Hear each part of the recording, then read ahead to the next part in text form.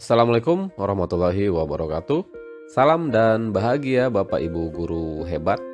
Di kesempatan ini saya Denny Cendrianto, guru biologi di SMA Negeri 1 Batu Jajar, Kabupaten Bandung Barat, akan memaparkan aksi nyata modul 1.4 yang sudah saya lakukan tentang budaya positif di sekolah.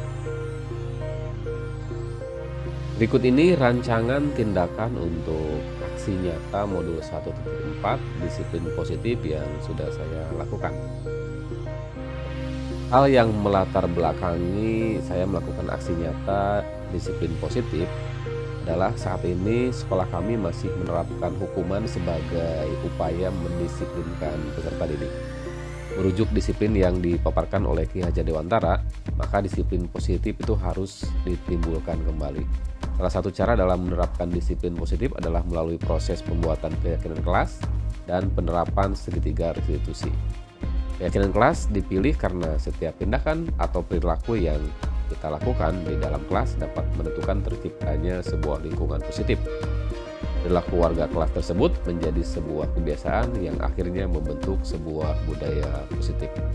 Untuk itulah diperlukan penciptaan keyakinan-keyakinan dasar bersama di antara warga kelas. Tujuan dari aksi nyata yang saya lakukan, pertama, menyebarluaskan pengetahuan tentang cara mendisiplinkan murid dengan keyakinan kelas dan segitiga restitusi kepada rekan sejawat. Yang kedua, timbulnya motivasi internal untuk disiplin dari murid.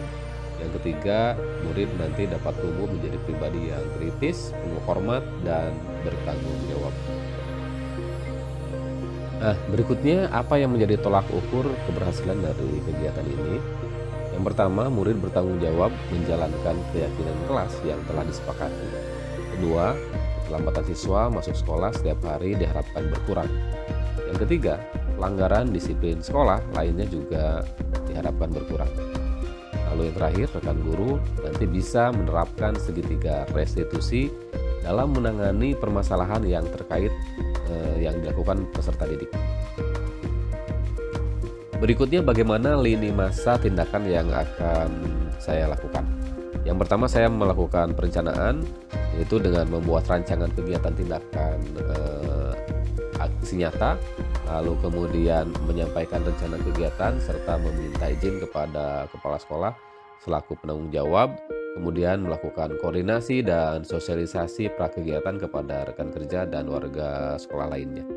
Dan selanjutnya adalah mempersiapkan segala sesuatu, diantaranya adalah sarana dan prasarana yang diperlukan yang berhubungan dengan aksi nyata yang akan dilaksanakan. Di tahap pelaksanaan, nanti pembukaan di kegiatan itu dilakukan oleh kepala sekolah, kemudian narasumber menyampaikan materi mengenai disiplin positif, lalu kemudian demonstrasi penggunaan segitiga restitusi berupa studi kasus, dan juga nanti ada tugas mandiri pembuatan keyakinan kelas dan implementasi penerapan segitiga restitusi. Terakhir, setelah kegiatan selesai dilaksanakan refleksi. Pada tahap ini dilakukan evaluasi terhadap aksi nyata yang telah dilaksanakan, apakah sudah berjalan dengan baik atau masih harus disempurnakan. Jangan lupa meminta umpan balik terhadap pelaksanaan aksi nyata yang telah dilaksanakan untuk membuat program lebih baik ke depannya. Berikutnya, dukungan apa yang dibutuhkan untuk kegiatan ini? Yang pertama, sarana dan prasarana dalam menjalankan disiplin positif. Yang kedua, dukungan dari keluarga atau orang tua murid. Dan yang ketiga, dukungan dari semua warga sekolah. Nah, bagaimana pelaksanaan kegiatan yang sudah saya lakukan? Kita simak video berikut ini. Para hadirin yang berbahagia, untuk efektivitas waktu kita mulai saja untuk sesi yang terakhir, yaitu untuk materi budaya positif di sekolah. Bismillahirrahmanirrahim. Assalamualaikum warahmatullahi wabarakatuh. Materi terakhir untuk sesi ini adalah budaya positif di lingkungan sekolah, yang akan dipaparkan oleh seorang pembicara yang sudah terkenal, tidak hanya di Batu Jajar. Beliau adalah pembicara nasional, Ibu Bapak. Ya, tidak asing lagi, Beliau adalah Bapak Denny Cendrianto, SPD Eskom GR, yang bertempat tanggal lahir di Bandung 4 November 1979. Beliau adalah sebagai guru, trainer, dan juga konten kreator. Adapun CV beliau untuk pendidikan adalah S1 Pendidikan Biologi dari Universitas Pendidikan Indonesia yang lulus pada tahun 2003 dan juga S1 Sistem Informatik dari STEMIK Jabar lulus pada tahun 2012. Pengalaman kerja yang sudah malang melintang, beliau pernah menjadi seorang pendidik di SMP Mutiara 4 Kota Bandung yang mulai 2003 dan berakhir di 2014. Lalu berlanjut di SMA Negeri 1 Saguling Kabupaten Bandung Barat 2014 sampai 2019. Dan sekarang adalah sebagai tenaga pendidik di Seman 1 Batu Jajar Kabupaten Bandung Barat mulai dari tahun 2019 sampai sekarang. Dari CV beliau terdapat beberapa keahlian yang cukup luar biasa. Beliau ini adalah webmaster, ya juga Google Workshop for Education, Data Entry Operator, Mobile Application, Multimedia for Education, Internet and Things. Lalu karya yang sudah beliau buat ini cukup spektakuler, ya. Dan yang terakhir adalah beliau yang paling terakhir adalah membuat video pembelajaran sumber belajar Kemendikbud. Prestasi sudah tidak perlu diragukan. Dengan prestasi terakhir adalah beliau finalis putaran ketiga atau yaitu tahap seleksi ketiga ASN berprestasi kategori inovatif Provinsi Jawa Barat tahun 2022. Juga beliau adalah finalis Ki Hajar STEM 2022 Kemendikbud sebagai pembimbing. Untuk materi budaya positif di sekolah, khususnya di SMA Negeri 1 Batu Jajar, akan lebih jauh pemaparannya disampaikan oleh yang kami hormati Bapak Denny Cendrianto. Dipersilahkan. Bismillahirrahmanirrahim. Assalamualaikum warahmatullahi wabarakatuh. Atur nuhun. Keresekna ya.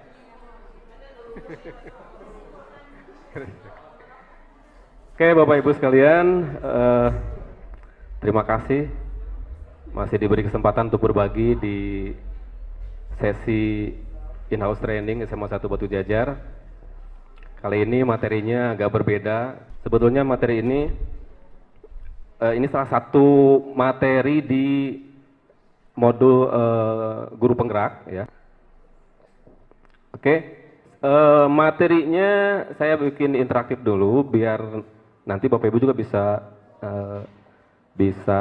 ikut menjawab, ya. Silakan boleh join di quizzes, ya. Nanti yang juara pertama hadiahnya bisa ke Pak Gugum, ya. Oke. Oke, sudah ada Sandiaga Uno, udah. Uno itu siapa? Bu Windy, oke. Bu Heni, Bu Cici. Nah, ini Bapak Ibu udah pernah nyoba presentasi tanpa infocus? Pernah? Jadi nggak usah bawa infocus, ya. Cukup ada kuota internet aja. Presentasinya nanti di sini siswa tinggal melihat, di situ juga bisa interaktif langsung. Oke, 3, 14, satu lagi, 15. Oke, bertambah terus. Cukup, ya. Nanti yang lain bisa menyusul. Saya coba mulai saja karena materi saya ini sebenarnya cukup banyak, seharusnya seharian, ya. Tapi mungkin nanti hanya preview aja sekilas-sekilas. Selebihnya nanti Bapak Ibu bisa mempelajari secara mandiri di platform Merdeka Mengajar. Nanti kan ada tugas mandiri, ya Pak Aspul, ya. Tugas mandiri untuk besok, sesi besok Bapak Ibu mempelajari budaya positif atau disiplin positif ini di platform Merdeka Mengajar. Tidak sampai aksi nyata, sampai post-test, ya Pak Aspul, ya. Sampai post-test. Oke. Nah, kita mulai. Ini capaian khusus materi kita kali ini, ya. Jadi nanti Bapak Ibu akan belajar tentang budaya positif, ya. Lalu teori kontrol, kemudian bagaimana menerapkan strategi disiplin positif, ya. Ada budaya positif, ada disiplin positif. ada segitiga restitusi ya. Ini juga saya bersyukur ikut masuk guru penggerak. Awalnya saya nggak begitu tertarik ya, makanya saya ikutannya ke gelombang berikutnya. Saya ingin lihat dulu apa kata teman-teman yang sudah mengikuti. Ternyata setelah saya gali informasi ke teman-teman yang sudah mengikuti guru penggerak, materinya katanya bagus-bagus. Lalu saya coba ikut, ternyata memang menurut saya benar bagus-bagus, sangat dibutuhkan oleh guru. Jadi sangat beruntung bisa lolos. Semoga nanti Pak Aspul juga bisa lolos di CGP-nya. Nanti juga Pak Aspul sama seperti saya akan mendiseminasikan materi ini, mungkin nanti di HT berikutnya, gitu ya. Oke.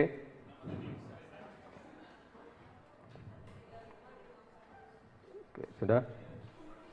Oke, coba menurut Bapak Ibu, disiplin itu nyaman atau tidak nyaman? Benar, benar. Pakai kemop kan harus nyubuh hadiahnya banyak. Nyaman tidak nyaman? Nyiksa. Kan sama siswa juga, sebelum jam 7 harus sudah ada di sini ya. Kan ada jawab. Mana yang tidak nyaman? Wah, ini jujur atau enggak ya?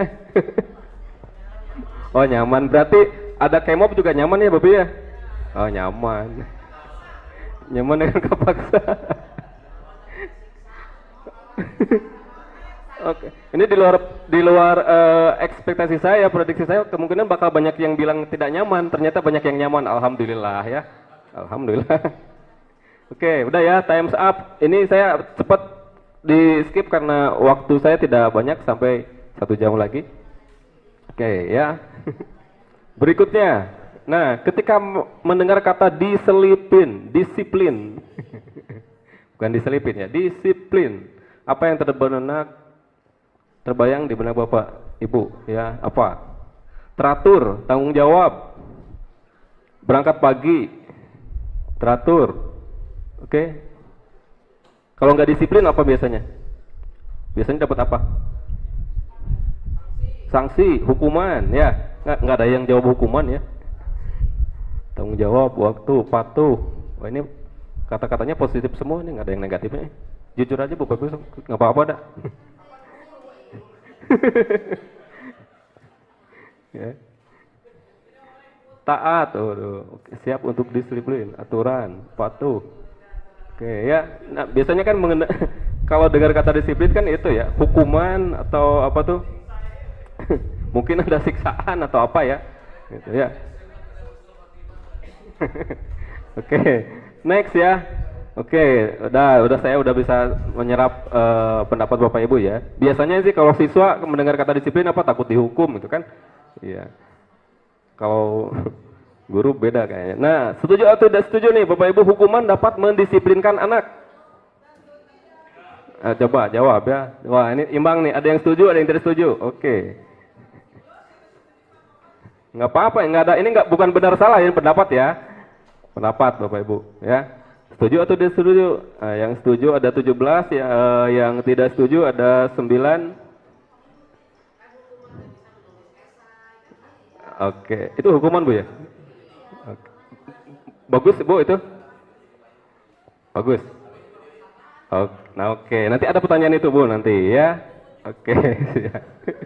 Nanti ada satu hal yang bikin kaget, saya juga kaget pas belajar materi ini ya. Kok gitu ya? Tapi setelah dipikir-pikir, bener oke. Nah, nanti kita lihat seperti apa bedanya ya. Seperti yang tadi Ibu Lela sampaikan. Oke, berikutnya, setuju atau tidak setuju hukuman dapat mendisiplinkan anak? Udah ya tadi ya? Udah, berikutnya ini nih. Ibu bagian komen.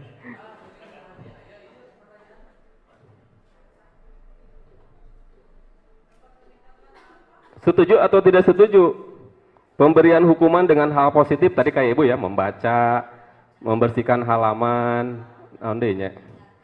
Itu dapat meningkatkan apa Bu? Kedisiplinan. Nah, ini nih. Dapat meningkatkan disiplin anak. Oke, setuju atau tidak setuju? Ini harusnya ditutup tadi ya. Lupa ya. Oke. Setuju? Wah, banyak yang setuju ya. Ternyata memberikan hukuman itu dapat Asal positif ya. Nah, dapat meningkatkan disiplin anak. Yang tidak setuju ada 6. Alasannya apa nih yang tidak setuju? Salah klik. Oke, lanjut ya. Lanjut. Oke, salah pencet. Nah, oke. Bapak Ibu ingat jawaban tadi ya? Ingat jawaban-jawaban yang Bapak Ibu jawab tadi ya? Nanti kita bandingkan dengan teori-teori yang sekarang dikembangkan di kurikulum Merdeka ya. Oke, ini non ya. Setuju atau tidak setuju? Memberi penghargaan dapat meningkatkan motivasi belajar anak. Oke. Setuju ya? Memberikan penghargaan dapat hadiah nih. Sekarang belajar biologi, siapa yang bisa menjawab dikasih jeruk? Nah, misalkan ya. Setuju? Setuju? Oh, oke, salah. Bagus. Oke ya. Banyak yang setuju, mayoritas ya. Yang tidak setuju ada 1 orang, salah pencet sepertinya ya. Oke. Nah ya.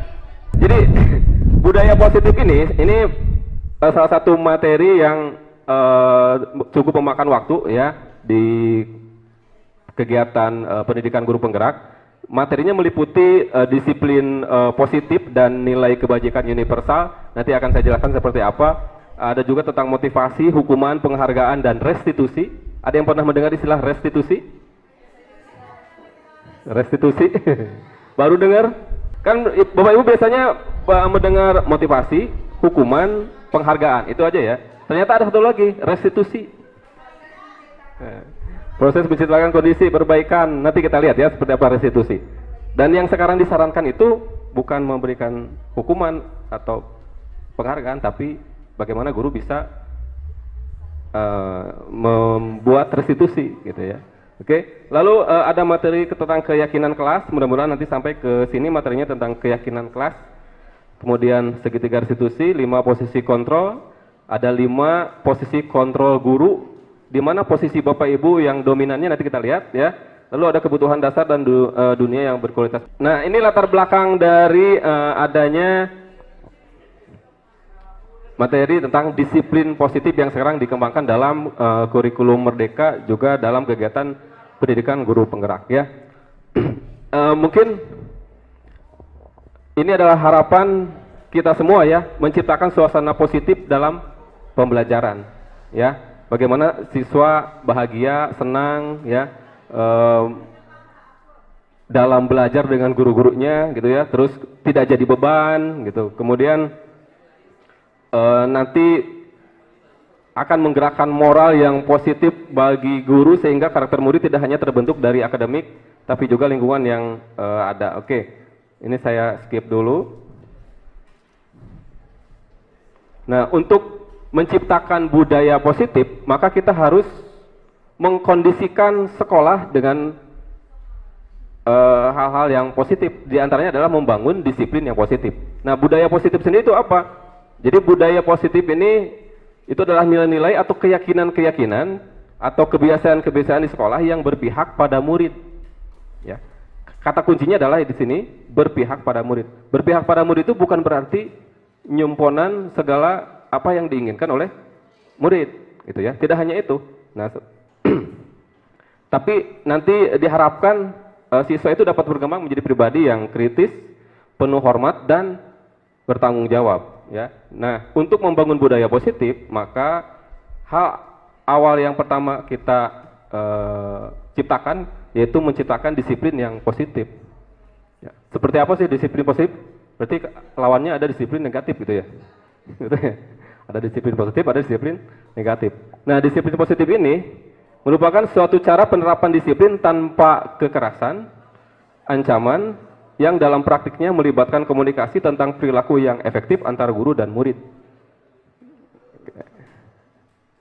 Udah kebayang? Kebayang ya?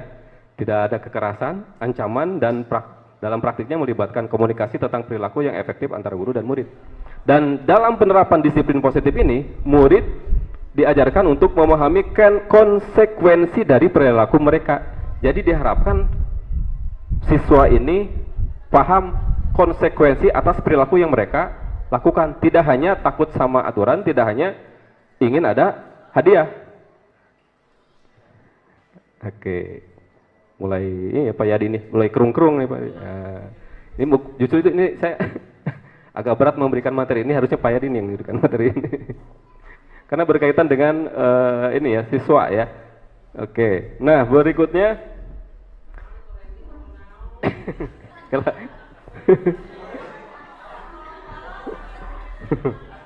tuang soong ya. Oke, lanjut ya. Oke. Jadi disiplin positif ini merupakan salah satu cara penerapan disiplin yang bertujuan untuk menumbuhkan kesadaran serta memberdayakan murid untuk melakukan sesuatu tanpa ancaman maupun hukuman. Oke. Tadi Bapak Ibu masih ingat ya? Setuju dengan hukuman? Setuju. Kejebak sana. Oke, lanjut ya. Ini di awal saya juga ini terjadi apa istilahnya ya? Suatu pertentangan dalam batin saya, ini benar gitu ya? Atau enggak gitu ya? Tapi lama-lama setelah pikir, oh bener oke nya. Oke, sekarang gini ya Bapak Ibu ya. Bayangkan misalkan ya, Bapak Ibu bisa mengepalkan sebuah tangan, di sini di dalam tangan Bapak Ibu ada benda yang sangat berharga yang tidak boleh orang lain tahu ya. Mungkin pernah yang seperti ini Bapak Ibu menerima materi ini ya? Pernah ya? Oke. Coba sama teman sebelahnya dipaksa itu untuk dibuka, untuk diberikan sama teman sebelahnya. Kira-kira Bapak Ibu bakal memberikan enggak? Nah, ini bisa diancam ya, bisa diancam, bisa dirayu ya, please, kasihin please, nah gitu kan. Awas ya muntah sok ya, diperup ya. Oke ya, selama pikiran kita tidak memberikan, tidak akan diberikan. Ya, siapa yang menjadi kontrolnya ini? Di luar individu yang sedang menggenggam ini atau di dalam individunya itu. Nah, dalam diri ini siswa juga sama ya. Siswa juga sama, ketika kita memaksa mereka, kamu itu harus begini, harus begitu gitu ya. Sebenarnya dalam diri mereka mungkin ada yang nurut karena mereka membuka, karena ada sesuatu yang faktor eksternal yang mungkin mereka takuti, hukuman ya, atau faktor yang mereka sukai, ada hadiah, reward. Oke, nah ini ada teori kontrol menurut Dr. William Glasser ya, tentang choice theory yang meluruskan beberapa miskonsepsi tentang makna kontrol ya, yaitu ilusi. Yang pertama, ilusi guru dapat mengontrol murid ya, oke. Ilusi guru dapat mengontrol murid. Pak Guru langsung ngahulang naon artinya ya. Lalu ilusi bahwa semua penguatan positif efektif dan bermanfaat. Jadi itu sebenarnya ilusi aja ya. Seolah-olah anak teh penurut ya, padahal mungkin aja dalam hatinya tuh bergejolak ya. Gremet, bisa jadi seperti itu ya. Ilusi bahwa kritik dan membuat orang merasa bersalah dapat menguatkan karakter. Kritik membuat orang merasa bersalah, rendah ya, karunya gitu ya. Itu dapat menguatkan karakter. Itu katanya, kata si ini ya, kata Dr. William Glasser. Nanti kalau mau protes ke sini aja ya. Jangan kata itu ilusi katanya ya. Lu ilusi bahwa orang dewasa memiliki hak untuk memaksa. Ya. Orang dewasa memiliki hak untuk memaksa. Seolah-olah kita punya hak untuk memaksa ini, memaksa itu. Tapi sebenarnya yang dipaksanya apakah benar-benar terpaksa atau memang dengan hati nuraninya mau berubah? Kita nggak tahu ya, nggak tahu hati orang yang di dalam, yang terdalamnya. Oke, lanjut ya. Oke, bisa kaburu. Materi yang penting saya di tengahnya nih ada nih ya. Gua jam tong. Karunya. Oke, nah ini ya perubahan paradigma stimulus respon, teori kontrol atau teori pilihan. Jadi menurut teori stimulus respon, kita mencoba mengubah orang agar berpandangan sama dengan kita. Kita mencoba mengubah orang agar berpandangan sama dengan kita. Nggak bisa ya? Nggak bisa. Harus sama. Ayo ikut. dia itu ngabring gitu kan. Walaupun itu banyak mau diajarkan ya. Tapi menurut teori kontrol kita berusaha memahami pandangan orang lain tentang dunia. Nah, ini ya teori kontrol, teori pilihan. Menurut stimulus respon, perilaku buruk dilihat sebagai suatu kesalahan. Ya. Perilaku buruk dilihat sebagai suatu kesalahan. Tapi menurut teori kontrol, semua perilaku itu memiliki tujuan, walaupun tujuannya salah. Semuanya punya tujuan, ya. Oke, ya. Orang lain bisa mengontrol saya menurut teori stimulus respon, ya. Nah, menurut teori kontrol hanya kita yang bisa mengontrol diri kita, gitu. Lalu saya bisa mengontrol orang lain menurut stimulus respon, ya. Saya bisa mengatur-ngatur orang lain, saya bisa mengontrol kamu gini-gini, gitu-gitu, ya. Tapi menurut teori kontrol Anda tidak bisa mengontrol orang lain, ya. Ya. Tapi dalam hatinya mereka nggak tahu ya. Sini. Oke.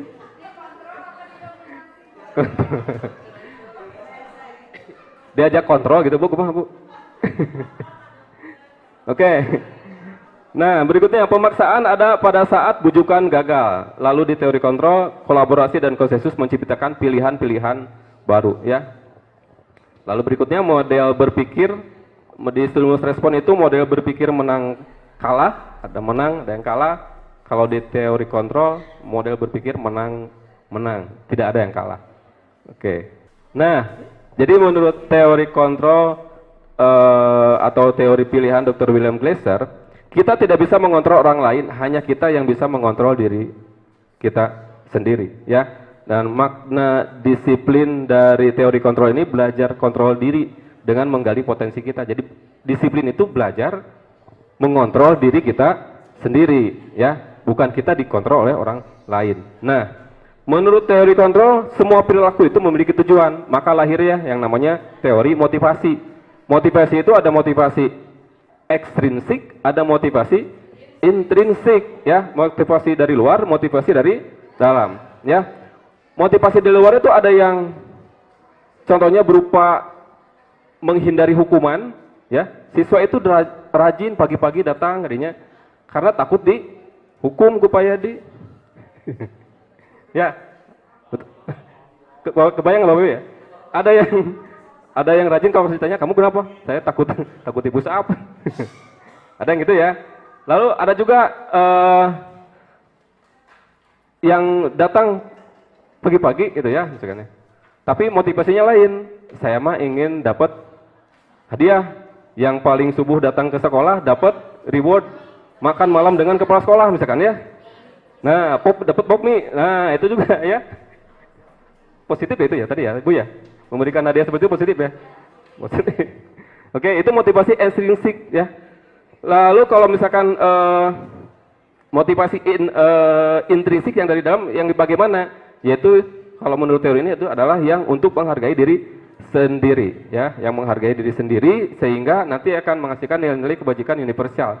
Nah, untuk menggali atau minat atau untuk menghargai diri sendiri, maka salah satu caranya adalah dengan membuat di bawah itu yang merah itu keyakinan kelas, ya, dengan membuat keyakinan kelas.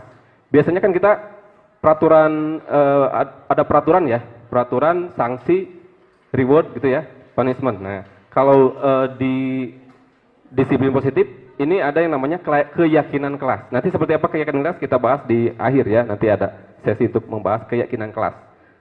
Dan ada tugasnya juga membuat keyakinan kelas. Pak Profesor boleh?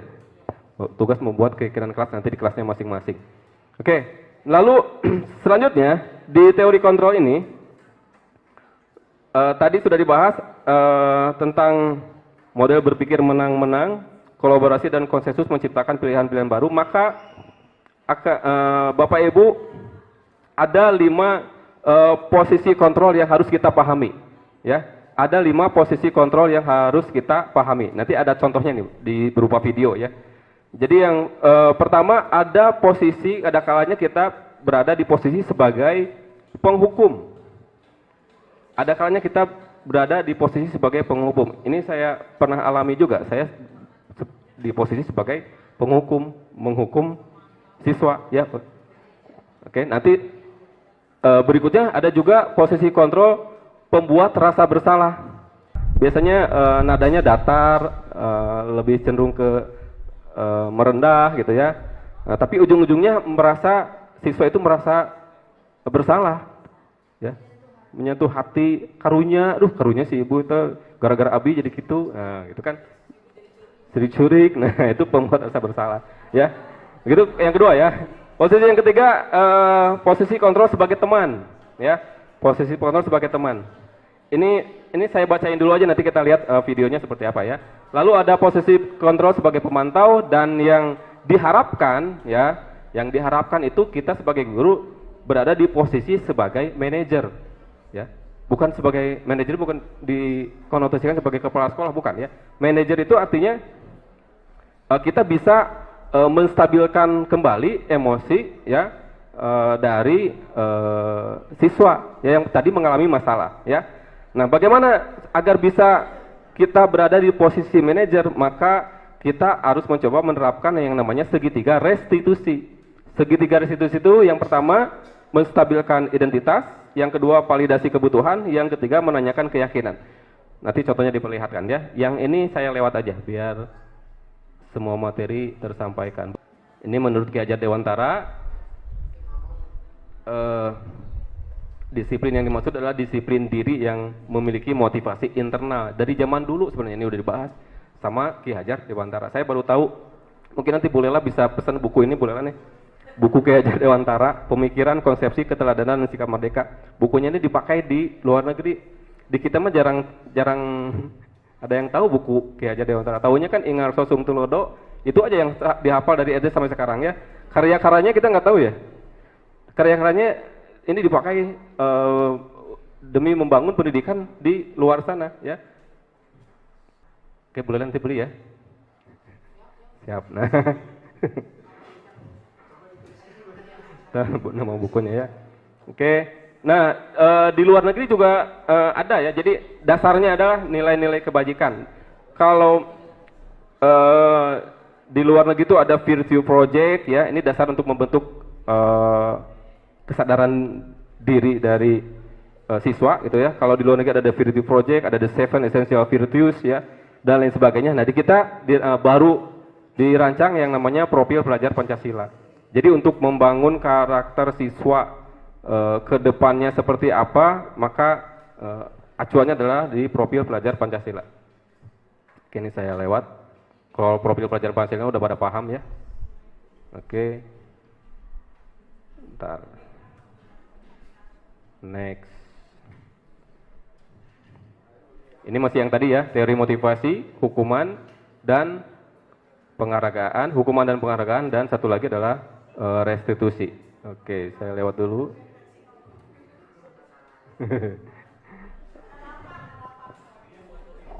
Nah, tadi saya udah sedikit menyinggung tentang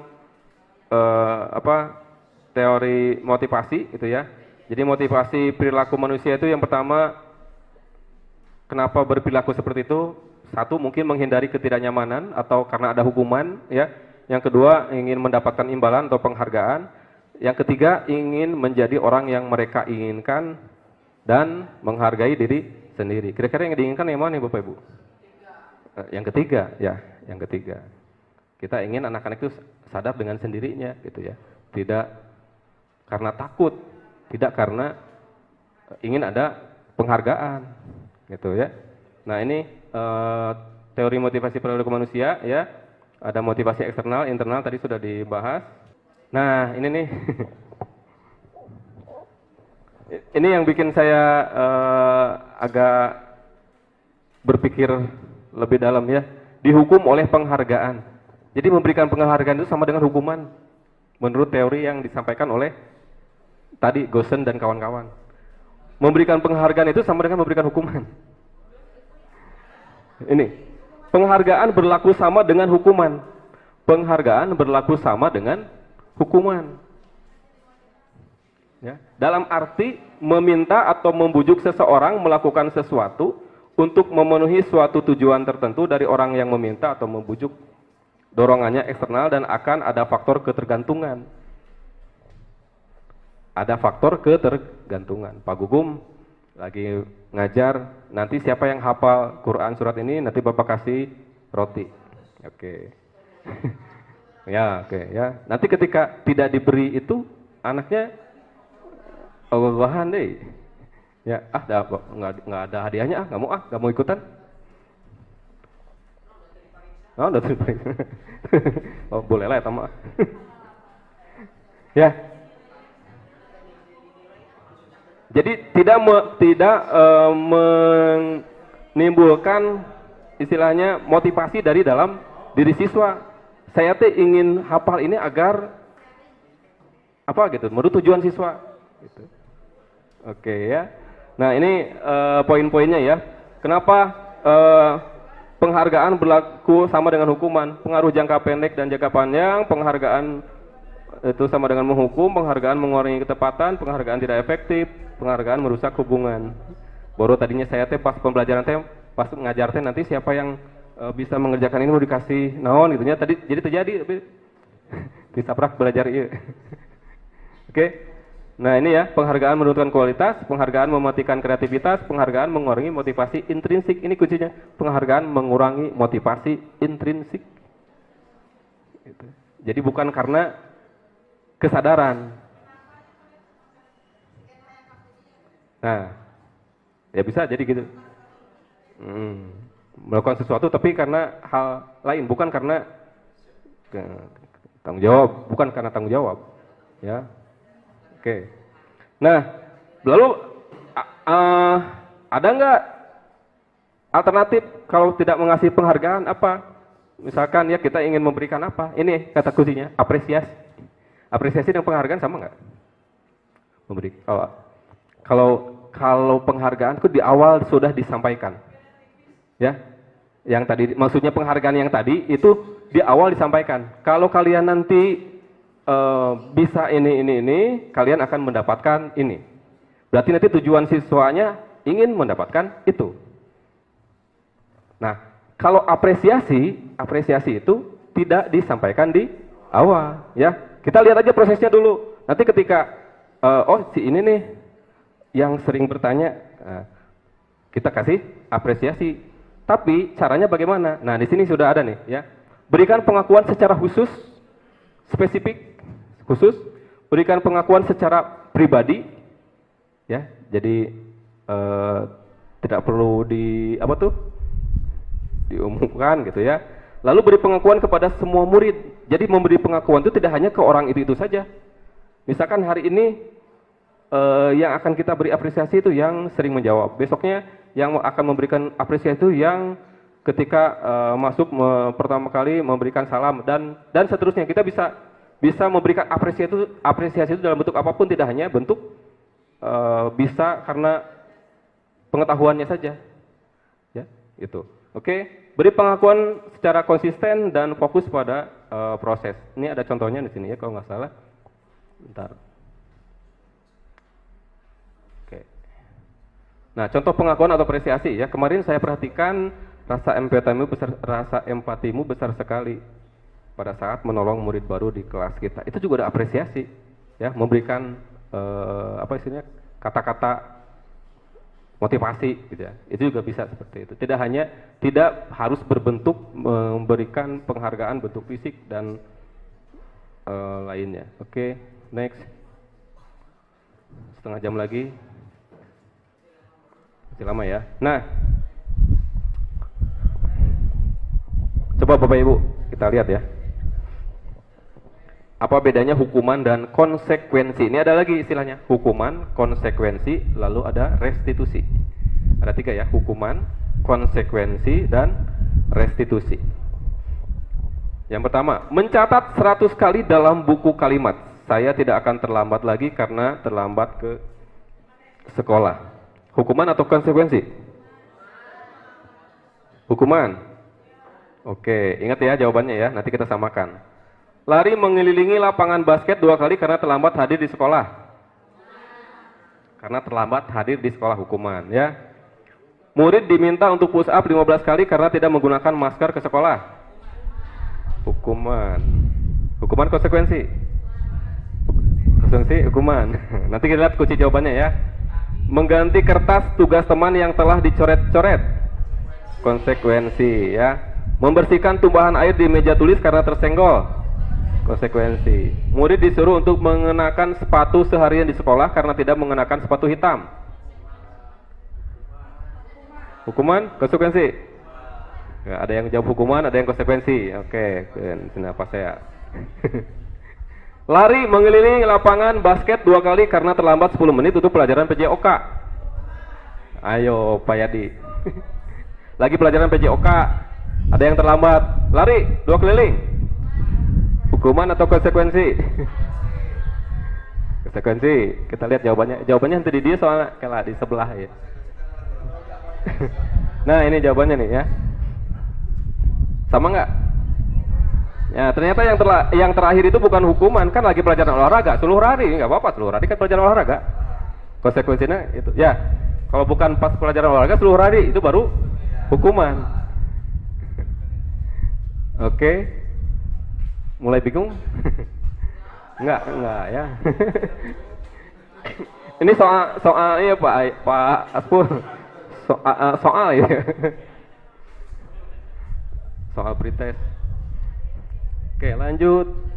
Nah apa bedanya hukuman dengan konsekuensi ya? Kalau hukuman itu sesuatu yang menyakitkan harus terjadi ya. Kriteria hukuman itu ada sesuatu yang menyakitkan gitu ya. Kalau konsekuensi sesuatu itu harus terjadi ya. Hukuman membuat anak sakit fisik maupun hati untuk jangka waktu yang lama ya. Ini saya juga kan pernah ngalamin ini, ngehukum siswa jadi kepikiran ya, bobo nyeri hati. Menggaring 30 tahun, aduh ya. Ya. Lalu membuat anak merasa tidak nyaman, konsekuensi membuat anak merasa tidak nyaman dalam jangka waktu yang pendek. Mungkin tidak nyaman dulu ya, merasa tidak nyaman dulu sebentar, tapi nanti dia akan kembali lagi normal. Nah itu konsekuensi ya. Anak membenci kedisiplinan biasanya untuk hukuman ya. Konsekuensi anak menghargai disiplin, tidak membenci tapi menghargai disiplin. Hukuman bersifat paksaan, konsekuensi stimulus, ada tanggapan. Lalu hukuman mendorong anak menyakiti diri sendiri, konsekuensi mendorong anak agar mudah menyesuaikan diri. Hukuman konsep diri yang buruk, konsekuensi konsep diri yang baik. Hukuman anak belajar untuk menyembunyikan kesalahan, di konsekuensi anak belajar untuk mematuhi peraturan. Di hukuman marah, rasa bersalah, dipermalukan, merasa tidak dihargai. Di konsekuensi kehilangan hak, dibuat tidak nyaman sementara, diasingkan untuk sementara waktu. Oke ya. Nah ini baru hukuman dan konsekuensi. Satu lagi ada restitusi sebenarnya alternatifnya. Kalau konsekuensi itu sifatnya netral, kalau hukuman sifatnya negatif, kalau restitusi sikapnya positif. Seperti apa? Oke lah. Oke, nanti tentang itu ya, tentang hukuman posisi guru sebagai penghukum dan sebagainya. Nah, lihat 5 posisi kontrol. Nah, 5 posisi kontrol kita ya, tadi sudah saya bahas. Ada yang sebagai penghukum, ada sebagai pembuat orang bersalah, ada sebagai teman, sebagai pemantau, dan sebagai manajer. Ya, posisi sebagai penghukum dan pembuat orang bersalah itu akan mengakibatkan siswa berada pada posisi identitas gagal.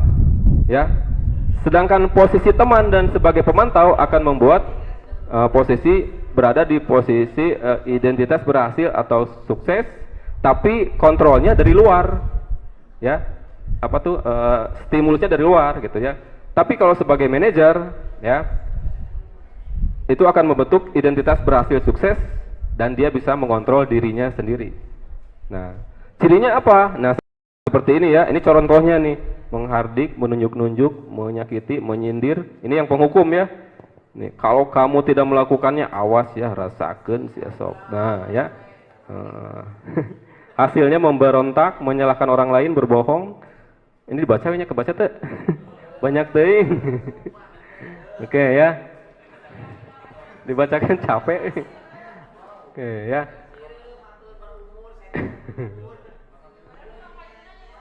Oke.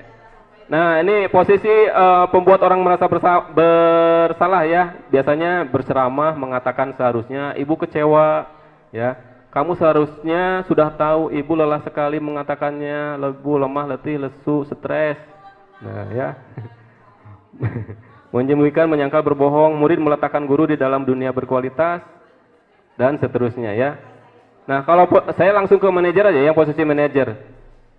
Biasanya guru mengajukan pertanyaan-pertanyaan, lalu kemudian guru sering berkata, apa yang kita yakini, apa yang bisa kau kerjakan untuk memperbaiki masalah kamu saat ini ya.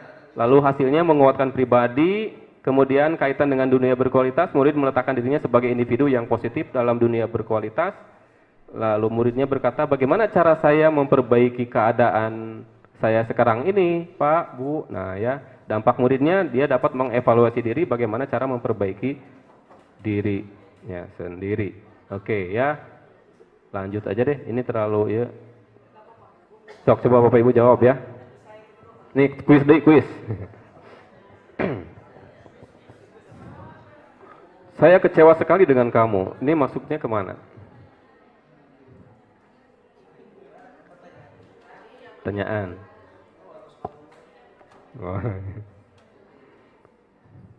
Saya kecewa sekali dengan kamu.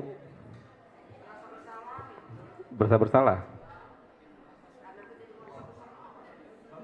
Oh banget. Oke. 5 yang kebanyakan menjawab merasa bersalah ya. Oke ya. Ada yang menjawab sebagai teman. Saya kecewa sekali dengan kamu. Oke ya. Kita lihat. Ya. Kodenya, oh berapa tadi teh? Nih 135 540. Oke ya. Penghukum nih, ada juga yang menjawab sebagai penghukum ya. 9, 8, 7. Next. Kelamaan kita nextnya. Oke. Lanjut. Siapa yang berjawab? Oh, Bu Sri Yuda betul ya. Leaderboardnya ini Bu Sri Yuda yang pertama.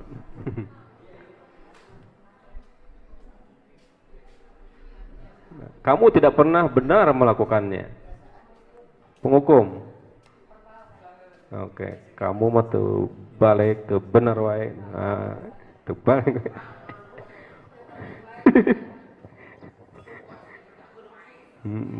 Nah, oke ya. Dilatih. Oke, mayoritas penghukum ya. Kita lihat.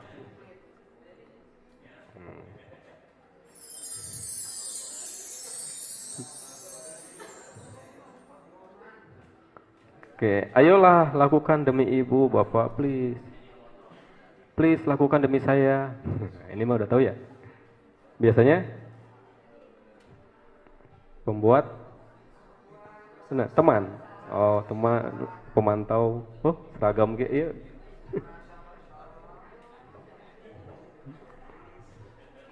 Please, Bu. Nah, ya. Ayo lakukan demi saya. Nanti saya dihukum sama kepala sekolah kalau kalian gak melakukan ini. Ya, gitu ya. Jawabannya ini, pembuat merasa bersalah ya. Tapi yang teman juga banyak yang jawab ya. Oke, berarti nggak apa-apa, belum paham. Nanti bisa lebih pahami deh. Oke, lanjut berikutnya.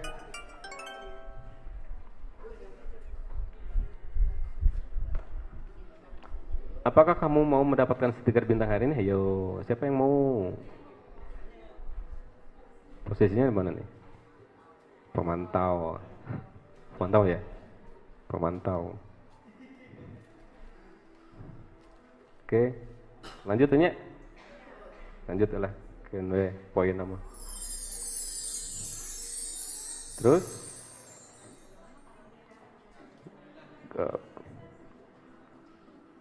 nah, bagaimana kamu bisa menyelesaikan masalah ini? Manajer, udah paham ya? Nggak usah dilihat man, ini mah. Tuh, manajer, paganjang-gancang ya mah. Paganjang-gancang jeung di next na. Satu lagi, ya kene ya. Kamu selalu yang paling terakhir. Kenapa sih? Merasa bersalah. Kamu ini ya. Telat wae. Aduh, jadi karunya ke Pak Yeri ulang-ulang gitu. Saya jadi merasa bersalah menyampaikan materi ini. Ayo nyeniran itu tadi itu. Pembuat merasa bersalah. Oke ya. Nah, kita lihat di video ini contohnya ya. Masih ada waktunya. Jadi tadi posisi kontrol itu kan ada 5 ya. Ada 5. Yang pertama sebagai penghukum, pembuat rasa bersalah, teman, pemantau, dan manajer. Nah, kita lihat.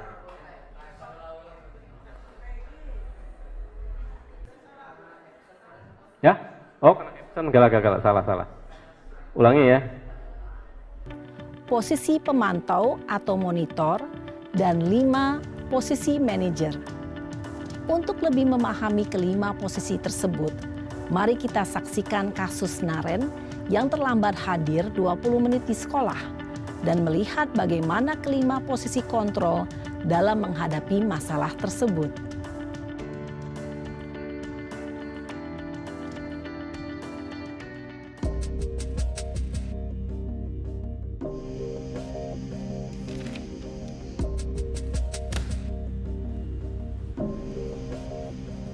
Naren!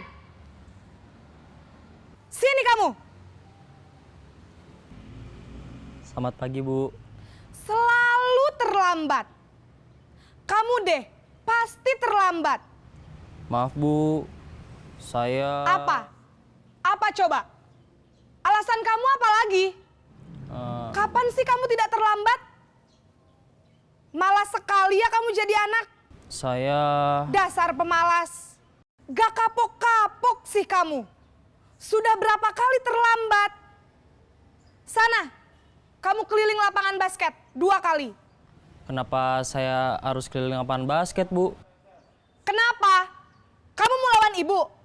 Berani-beraninya jawab. Sudah terlambat, masih berani jawab pula. Sekarang, keliling lapangan basket 5 kali sekalian. Biar kapok. Cepat! Pergi sana ke lapangan basket.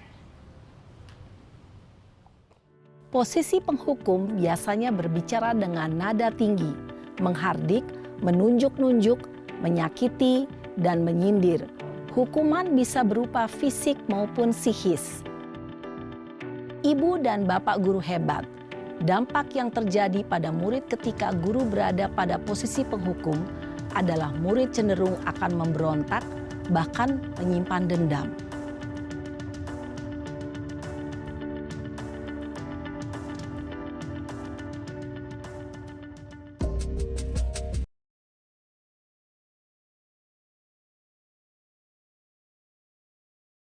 Oke, ini posisi Adalah penghukum murid ya. cenderung akan memberontak, Jadi guru berbicara bahkan dengan nada tinggi, menyimpan menghardik, nunjuk-nunjuk, dan sebagainya. Oke. Pernah mengalami, Bu? Saya jujur pernah. Oh, Pak Yadi enggak ya? Beri molotot. Oke, dampaknya nih ya, murid jadi pendendam, tidak menyukai guru. Dibalik. Waduh. Gawat. Oke ya. Nah, berikutnya posisi berikutnya nih, posisi sebagai apa tadi teh? Pembuat rasa bersalah ya.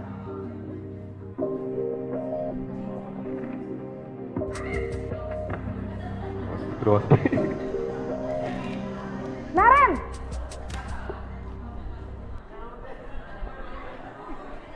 Selamat pagi, Bu. Naren. Kamu kenapa terlambat lagi, Nak? Ya Tuhan, Rada mending ya, Maya. Naren. Kamu senang ya bikin ibu susah ya? Kalau kamu terlambat lagi, nanti ibu yang ditegur bapak kepala sekolah, Nak. Disangka ibu tidak bisa membina kamu. Duh, gimana ini? Maaf, Bu. Duh, Gusti Naren. Kamu suka ya kalau ibu ditegur bapak kepala sekolah? Terus, sekarang ibu harus tulis apa ini di buku absen? Kamu sudah sering terlambat loh. Ibu harus apa coba? Maaf Bu, maaf sekali. Ya sudah, lain kali jangan bikin ibu susah lagi ya nak ya. Ibu tidak akan kuat lagi kalau kamu begini terus. Segi Bu Bisa Ayunya. jantungan kalau ibu ditegur bapak kepala sekolah. Sana cepat ke kelas. Maaf ya Bu, maaf sekali. Oke, itu posisi pembuat merasa bersalah ya. Jadi suara guru cenderung lembut, tenang ya, tapi menyakitkan ya. Oke, kata-katanya menyalahkan ya. Guru akan menyatakan hal-hal yang merasa kesalahan ada pada murid dengan membuat guru menderita. Nah, di posisi murid membuat murid merasa bersalah ya, rendah diri dan menarik diri dari lingkungannya. Oke, lanjut ya, Mas. Baru dua video. Nah, udah ya sekarang ini.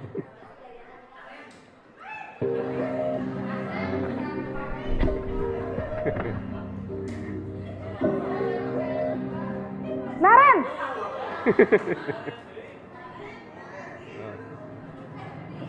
Selamat pagi Bu. Wah, sudah jam berapa ini nak? Terlambat lagi ya sayang. Iya Bu, habis ibu saya lupa bangunkan saya Bu.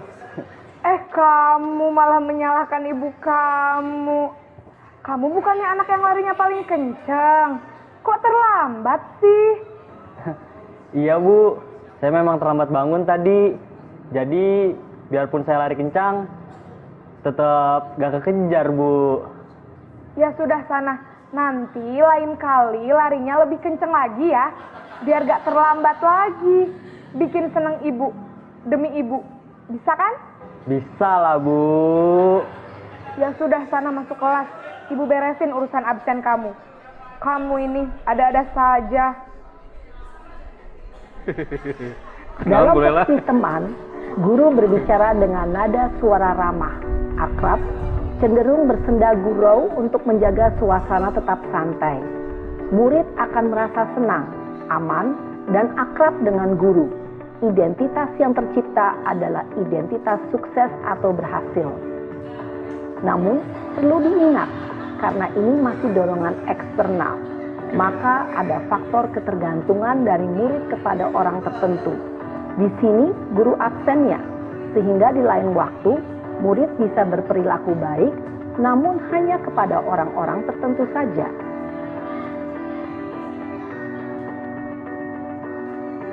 Oke, pemantau.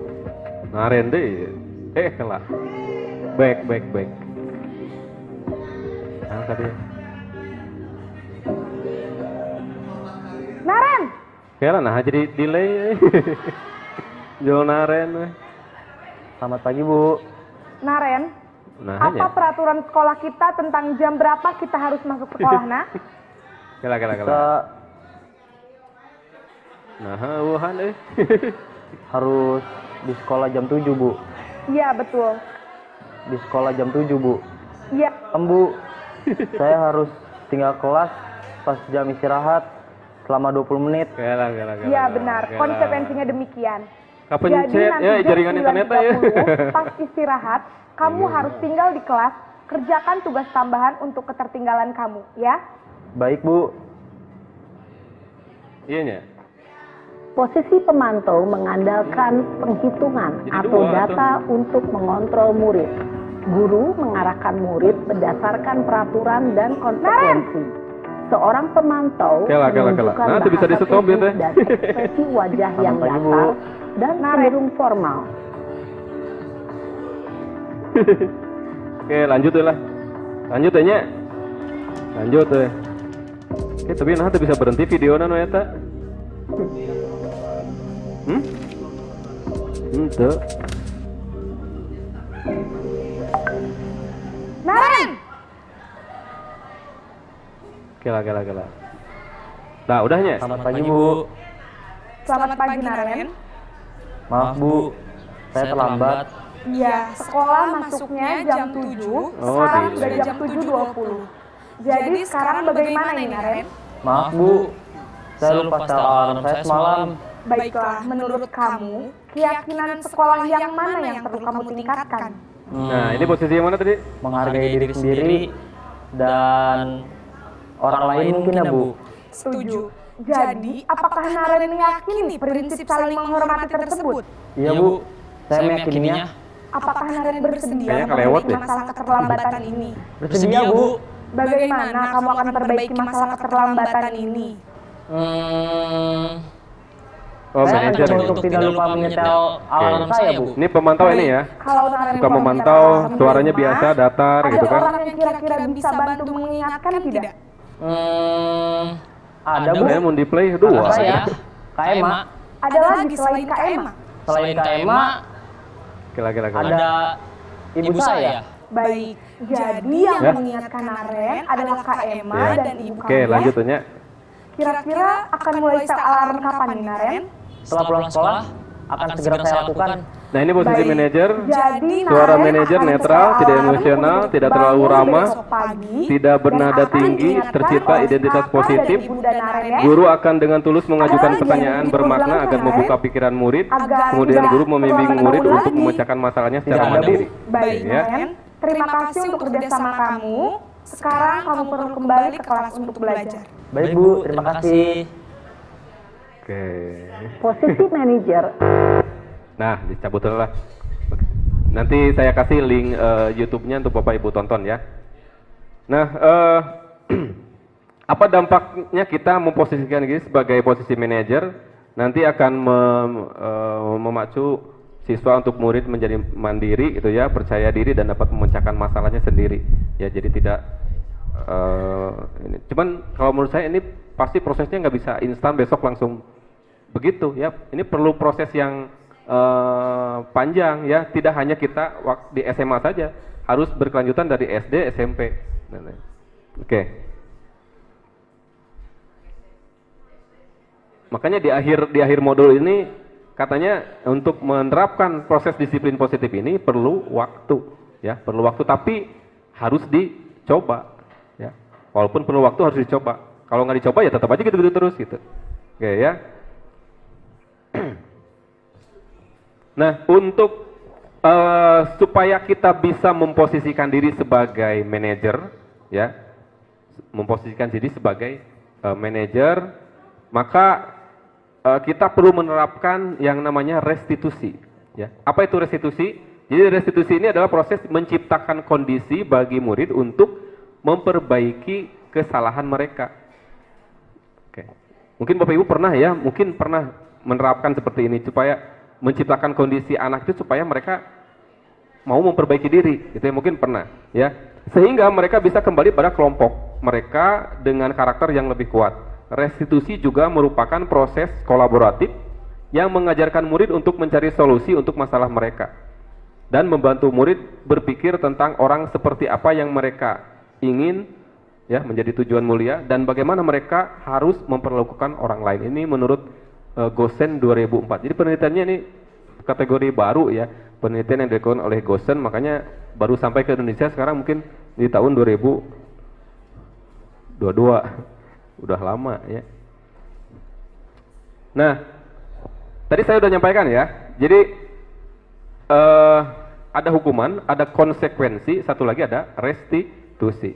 Hukuman akan menciptakan identitas gagal pada siswa, sedangkan konsekuensi dan restitusi akan memunculkan identitas sukses ya, sehingga menciptakan siswa yang disiplin. Tetapi ada perbedaan antara konsekuensi dan restitusi ya. Konsekuensi itu biasanya bersifat netral, kalau restitusi bersifat positif. Apa bedanya? Yang pertama contohnya ya, di hukuman itu sesuatu yang menyakitkan itu biasanya terjadi, sedangkan di konsekuensi sesuatu itu harus terjadi, sedangkan di restitusi merupakan sebuah pilihan.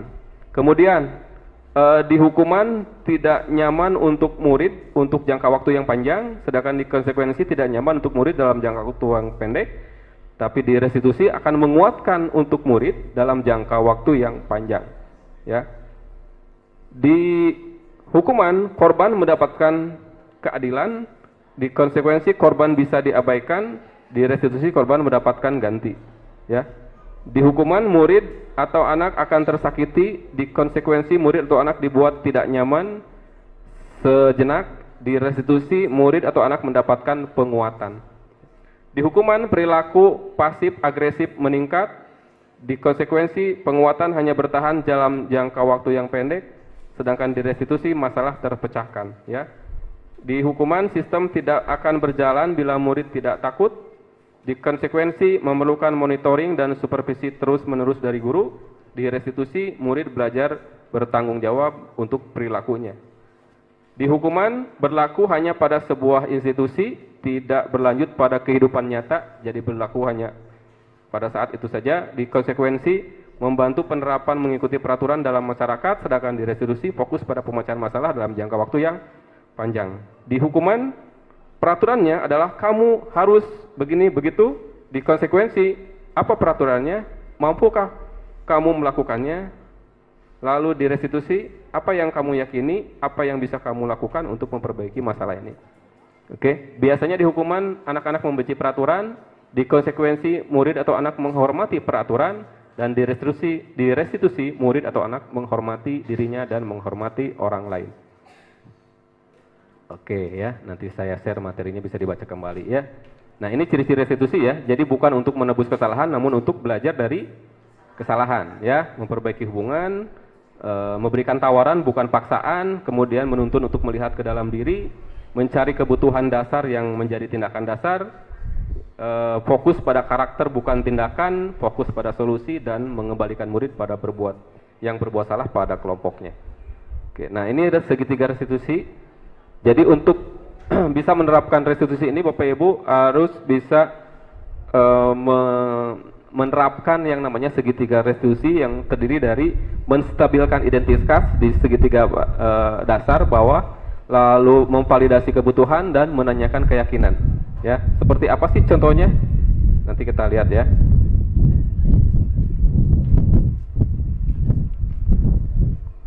Nah, ini menstabilkan identitas ini membuat anak yang merasa gagal karena berbuat salah akan menjadi posesif terhadap dirinya sendiri. Jadi pertama, guru menstabilkan identitas dulu. Ketika ada masalah nih, siswa ada masalah, kita panggil ya, kita stabilkan dulu identitasnya, kemudian setelah itu kita validasi kebutuhannya, membantu siswa mengenali kebutuhan dasar yang ingin dipenuhinya. Ketika melakukan kesalahan itu, kemudian nanti selanjutnya setelah itu tercapai, lanjut ke tahap menanyakan keyakinan. Nanti anak akan melihat kesalahannya dihubungkan dengan norma sosial dan nilai-nilai yang mendasari manusia berinteraksi dengan orang lain. Ini contoh videonya, mungkin akan lebih konkret gitu ya. Kalau melihat ini saja nggak kebayang seperti apa sih, gitu ya. Kita lihat. Ada suaranya nggak?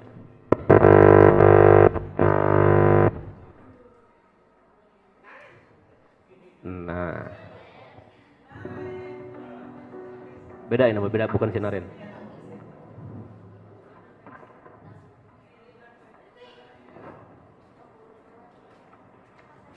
Siang, Sarah.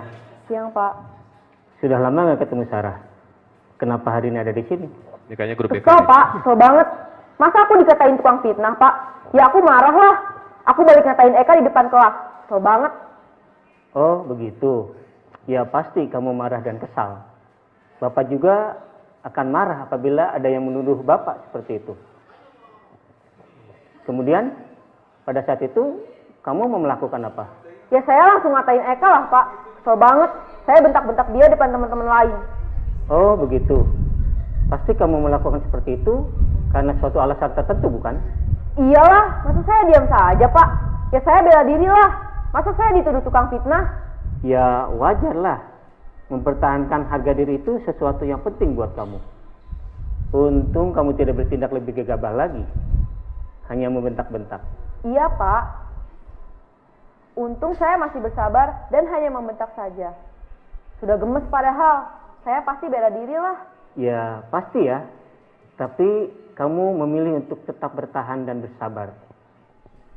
Kamu memilih untuk tidak berbuat lebih parah lagi, bukan? Iya. Nah, sekarang coba kita lihat lagi. Tindakan kamu yang bentak-bentak Eka di kelas. Tindakan kamu itu kira-kira sesuai dengan keyakinan kelas atau prinsip kamu tidak? Enggak lah, Pak. Capek, Pak, jadi pemarah. Jadi, keyakinan atau prinsip mana yang kurang sesuai dengan keinginan kamu? Ya, saya sebenarnya sangat menghargai orang lain. Mungkin saat itu saya menjadi emosi, jadi tidak menunjukkan sikap itu. Kamu meyakini tidak? Menghargai orang lain itu penting buat kamu. Yakinlah, Pak. Iya, setuju. Kita harus saling menghargai. Namun, ada juga keyakinan yang kita sepakati yang perlu kita jalankan apabila kita sedang marah, bukan? Ya, saya bisa lebih proaktif, mulai dengan diri sendiri. Saya bisa jadi lebih bersabar, mengambil waktu jeda untuk berpikir mau apa selanjutnya. Kira-kira kamu bersedia memperbaiki masalah ini tidak? Bersedia, Pak. Kalau kamu memperbaiki masalah ini, kamu akan menjadi orang seperti apa? Saya akan menjadi orang yang bertanggung jawab kali ya, Pak. Dan senantiasa proaktif. Iya, menurut kamu bagaimana rasanya menjadi orang seperti itu? Ya nyaman lah, bangga bisa bersabar dan menahan diri. Baiklah kalau begitu. Yuk kita pikirkan bagaimana memperbaiki masalah ini. Siswanya cerdas ini, Mbak ya. Pintar beda ya. Kalau di kita ditanya gitu gimana? Nanya ke dia, jawabnya ke ditunya. Oke. Nah, mungkin Bapak Ibu karena waktunya udah tinggal 3 menit lagi ya. Materinya sebenarnya ada satu lagi. Tadi kan ujung-ujungnya adalah keyakinan kelas ya. Keyakinan kelas. Jadi kalau biasanya kita bikin peraturan kelas, di depan itu bikin peraturan kelas. Nah, sekarang itu bikin keyakinan kelas. Apa bedanya keyakinan kelas dengan peraturan kelas? Kalau peraturan kelas lebih spesifik, keyakinan kelas itu lebih ke nilai-nilai secara umum ya. Tapi itu harus disepakati dan juga dibahas di kelas gitu. Sehingga nanti ketika ada kejadian yang terjadi seperti yang barusan, itu guru bisa menerapkan segitiga restitusi yang ujung-ujung adalah bagaimana siswa bisa kembali pada keyakinan kelasnya yang disepakati tadi. Mungkin itu saja yang bisa saya sampaikan. Nanti sisanya Bapak Ibu untuk modul ini bisa Bapak Ibu baca lebih lengkap, dan untuk tugas mandiri besok Pak Aspul ya, Bapak Ibu nanti ditugaskan untuk menyelesaikan PMM topik disiplin positif. Jadi apa yang saya sampaikan sekarang tidak tersampaikan, Bapak Ibu bisa belajar mandiri tentang apa itu disiplin positif melalui platform Merdeka Mengajar. Nanti ada beberapa option yang harus Bapak Ibu kirimkan ya. Di antaranya mengirimkan screenshot Bapak Ibu sudah menyelesaikan modul 1, 2, 3 dari topik disiplin positif. Agar kita mengetahui Bapak Ibu sudah belajar atau belum. Mungkin itu saja yang bisa saya sampaikan untuk materi kali ini. Mohon maaf apabila dalam penyampaiannya mungkin kurang jelas gitu ya, atau mungkin ada yang merasa tersinggung dengan apa yang saya sampaikan ini. Saya mohon maaf. Terima kasih. Saya kembalikan kepada moderator. Terima kasih Pak Denny. Ya, terima kasih, tepuk tangannya masih semangat Ibu dan Bapak. Terima kasih Pak Denny atas paparan yang luar biasa dan luar biasa lengkapnya tentang budaya positif yang akan kita coba terapkan di sekolah kita. Ya, ini kalau yang saya tangkap dari paparan tadi ada 6 hal yang meliputi budaya positif. Ya, nah yang sebenarnya yang antusias itu mungkin di poin 5, yaitu 5 posisi kontrol ya. Nah itu Bu Haji Lela sangat antusias, ternyata dia bisa membimbing Naren itu bisa jadi sebagai penghukum, membuat orang merasa bersalah, ya bisa juga posisinya menjadi teman, menjadi monitor atau pemantau, ataupun juga dia bisa berperan menjadi manajer. Ya, oke Ibu dan Bapak, apakah masih ada hal-hal yang masih mengganjal yang perlu dipertanyakan atau mungkin ada tambahan atau pernyataan? Mangga silakan untuk 2 orang. Silakan untuk Pak Dani Ramdhani SPD. Dipersilahkan terlebih dahulu, selanjutnya oleh Teh Dewi Pursita ya, mangga. Oke, bisa. Tong SS ya.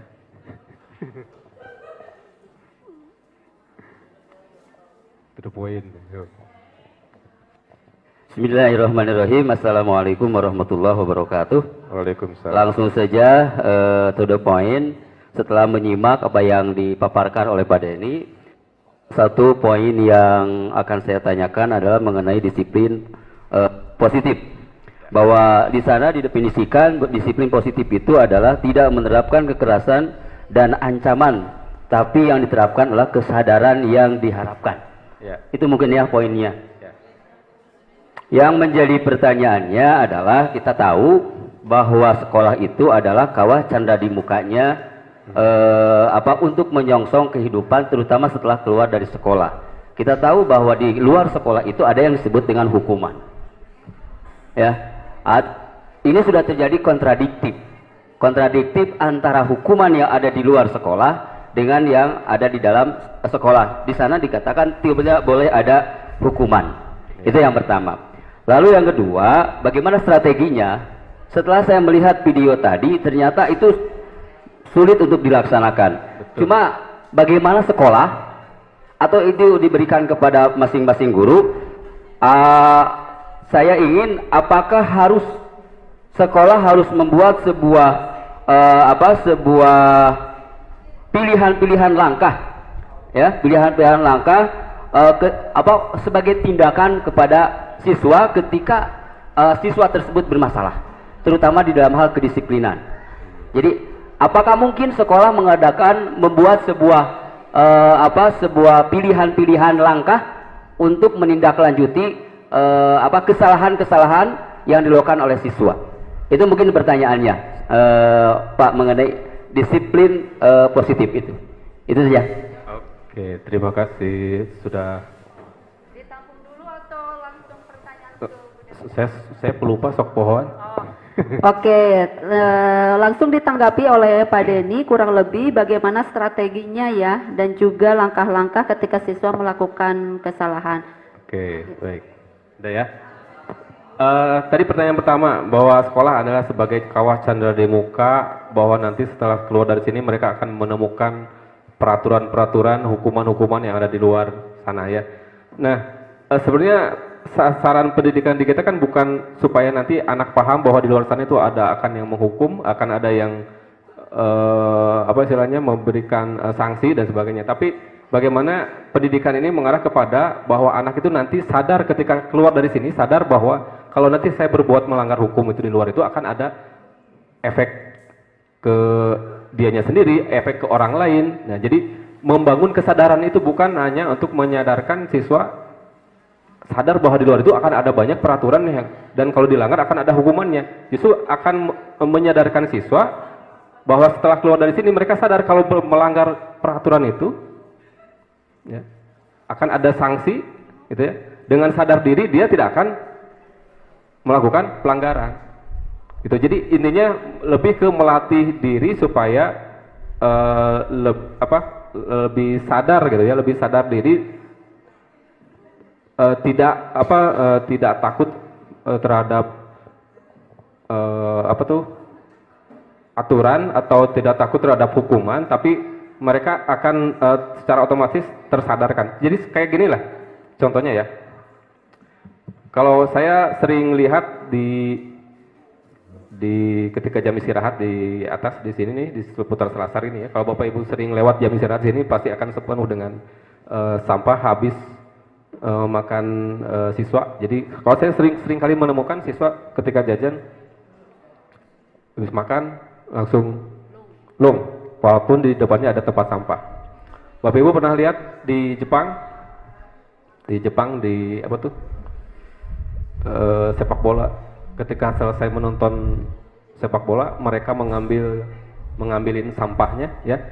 Apakah itu ada rewardnya buat si supporter Jepang itu, ataupun dia takut dihukum karena ada sampah? Bukan karena itu ya, tapi mereka karena udah terbiasa sadar diri kalau ada sampah di sekitarnya diambil, dipungut, dibuang ke tempat sampah ya. Kalau mereka habis makan ada sampahnya, mereka tidak akan langsung membuang sampah itu, tapi akan minimal tidak ada tempat sampah di sakuan heula, baru setelah menemukan tempat sampah mereka akan membuangnya. Jadi intinya ke budaya positif ini ingin menyadarkan siswa bahwa apa yang dia lakukan itu berkonsekuensi terhadap dirinya sendiri, juga berkonsekuensi terhadap lingkungan atau terhadap orang lain. Itu mungkin Pak Dani. Lebih jelasnya nanti kita di ruang guru bisa ngobrol lebih lanjut. Yang kedua apa tadi teh? Langkah-langkah. Oh ya, tadi saya di modul terakhir ini ada satu kata yang di highlight gitu ya. Untuk menerapkan disiplin positif ini memang tidak gampang ya, tidak gampang. Perlu pembiasaan karena kita tidak terbiasa. Kita terbiasanya dengan yang versi dulu ya, ada hukuman, ada aturan, berarti ada sanksi, ada reward, ada seperti itu. Tidak terbiasa dengan seperti ini. Tapi kalau ini dibiasakan dari tingkat SD-nya udah terbiasa, di tingkat SMP-nya udah biasa, tingkat SMA-nya udah biasa, maka ini akan menjadi sebuah budaya gitu ya. Tapi kalau sekarang diterapkan secara langsung pasti akan ada banyak kendala, saya yakin. Tapi kalau kita tidak menerapkan, tidak mencoba, kita tidak akan tahu apa efeknya kalau kita menerapkan ini. Gitu ya. Mungkin itu aja Pak Dani ya.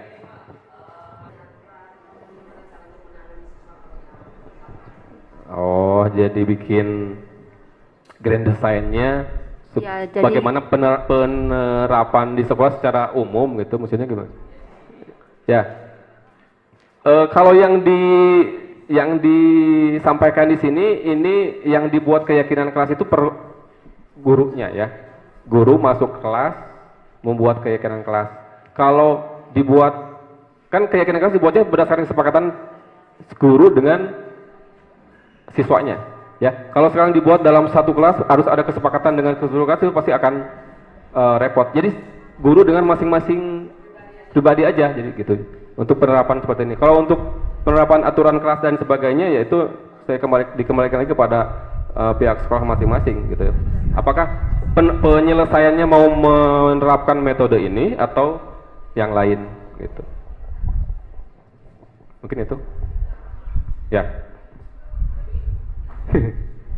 Oke, untuk selanjutnya penanya yang kedua, Ibu Dewi Pursita, dipersilakan. Bismillahirrahmanirrahim. Assalamualaikum warahmatullahi wabarakatuh.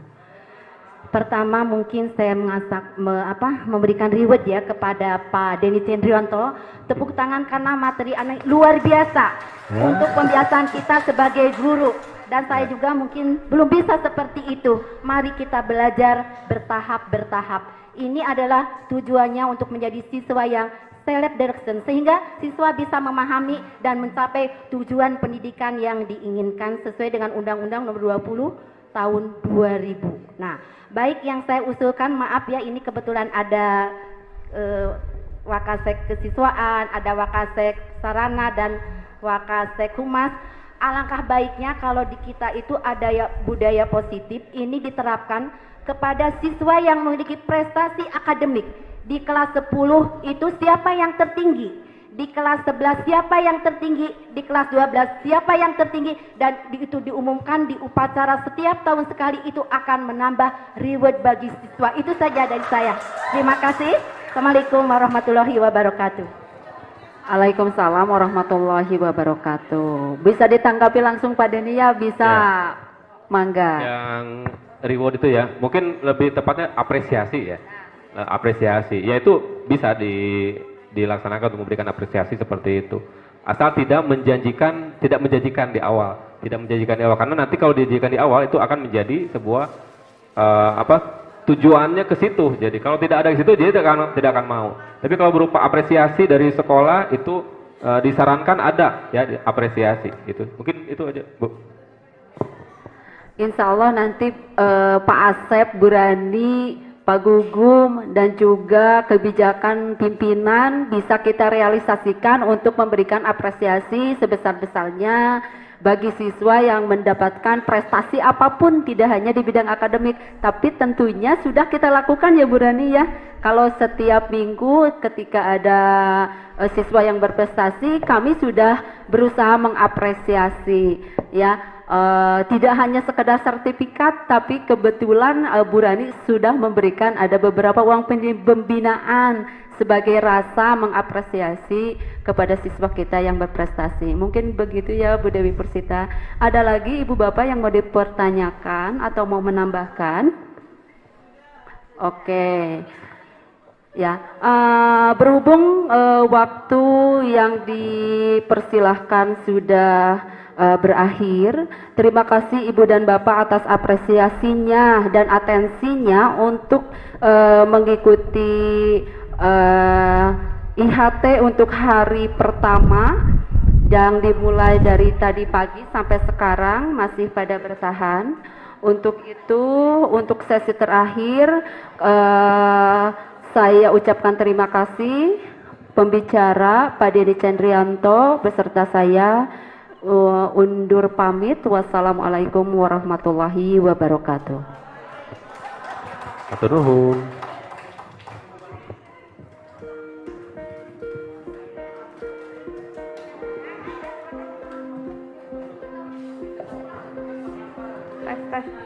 Bapak Ibu, mohon maaf sejenak ada pengumuman dulu. Mungkin yang belum menyimak hari ini akan saya sampaikan di info kedinasan.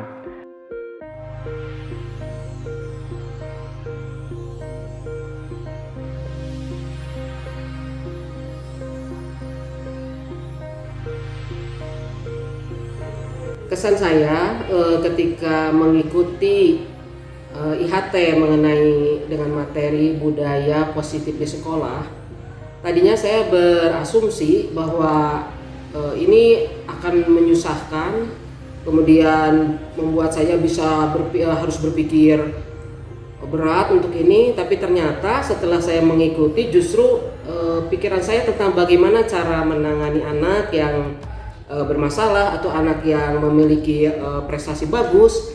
Saya tahu bagaimana caranya setelah saya mengikuti IHT ini.